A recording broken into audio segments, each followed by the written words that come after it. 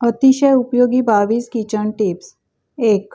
पुरी छान टम्म फुगून खुसखुशीत हवी असेल तर पुरीचे पीठ भिजवताना त्यामध्ये 2 चमचा मैदा, 2 चमचा रवा, 1 चमचा तेल घालून मिक्स करून अगदी घट्ट पीठ मळावे, म्हणजे पुरी लाटताना त्याचा शेप बिघडत नाही आणि छान फुलते. 2. रेस्टॉरंट स्टाईल पावभाजी घरीच बनवायची असेल तर भाजी बनवताना त्यामध्ये थोडे बीटरूट उकडून घाला, यामुळे भाजीला चांगला रंग येतो व टेस्टसुद्धा चेंज होत नाही. 3.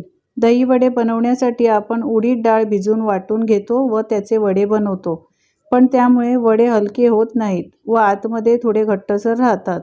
वडे छान बनवण्यासाठी डाळ वाटल्यानंतर त्यामध्ये एक उकडलेला बटाटा किसून घालून चांगले फेटून घ्यावे, यामुळे वडे छान सॉफ्ट बनतील.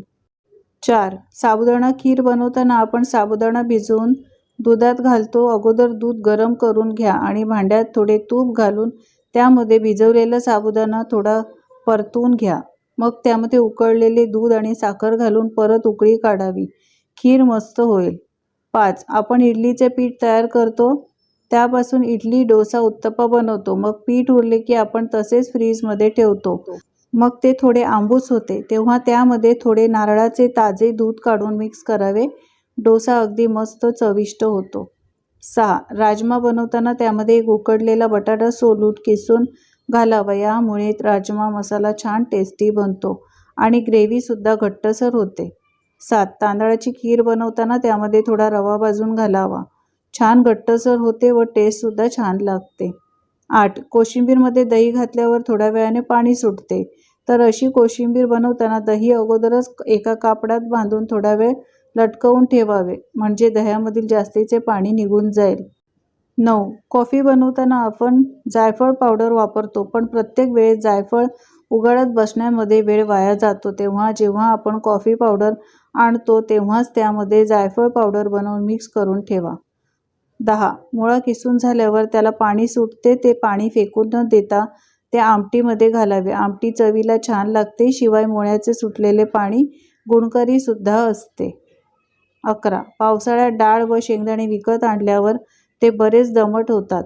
हरभरा डाळ, शेंगदाणे उन्हाळ्यात वाळवून डब्यात भरून ठेवावे, खराब होणार नाहीत. 12. प्लास्टिक भांड्यावरील किंवा कपबशीवरील डाग घालवण्यासाठी ब्लिचिंग पावडरचे पाणी त्यात घालून ठेवावेत.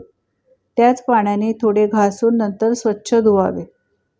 13. फ्रूट सॅलड, दूध किंवा अन्य कोणतंही सरबत यामध्ये मध टाकल्यास चव चांगली लागते व शक्तिवर्धक होते. 14. ग्रेव्हीची चव वाढवण्यासाठी कांदा भाजताना त्यात अर्धा चमचा साखर घाला. साखर कॅरमलाइज होत असल्यामुळे ग्रेव्हीला चांगला कलर आणि चव देखील येईल. 15. पुऱ्या तळण्याआधी पुऱ्या लाटून 10 मिनिटांसाठी फ्रीजमध्ये ठेवा. असे केल्याने तळताना त्या जास्त तेल शोषून घेणार नाहीत. 16. भरितासाठी वांगे भाजल्यावर 5-10 मिनिटे पातेल्यात झाकण लावून ठेवावे, नंतर सरळ देठाला धरून नळाखाली धरावे, एकदम साफ होते. 17. पुरण पातळ झाले असेल तर थोडा खाण्याचा सोडा टाकून परत शिजवावे, पुरण घट्ट तयार होते. 18. हिरव्या पालेभाज्या साफ करून पेपरमध्ये व्रॅप करून प्लास्टिक बॅगमध्ये घालून फ्रीजमध्ये ठेवा. 8 ते 10 दिवस छान राहतात. 19. दही आंबट झाले तर त्यात अर्धा ग्लास पाणी घालावं आणि नंतर वर आलेलं पाणी काढून टाकावं. दह्याचा आंबटपणा कमी होतो. 20. पुदिना जास्त आणला की खराब होतो. तो खराब होऊ नये म्हणून वाळवून ठेवा, मग तो तुम्ही आयत्या वेळी कधीही वापरू शकता. 21. कडधान्य, डाळी वर्षभर साठवून ठेवायचे असल्यास ते खराब होऊ नये म्हणून त्यात तमालपत्र टाकून ठेवावे. 22. आले मातीच्या कुंडीत ठेवले तर ते खूप दिवस ताजे राहते. कुंडी कोरडी वाटली की थोडे पाणी घालावे, यामुळे आले खराब होत नाहीत. तर या महत्त्वपूर्ण टिप्स तुम्हाला कशा वाटल्या कमेंट्स करून सांगायला विसरू नका. आवडल्या असतील तर लाईक करा, शेअर करा आणि अशाच नवनवीन टिप्स पाहण्यासाठी चॅनलला सबस्क्राईब करा. धन्यवाद.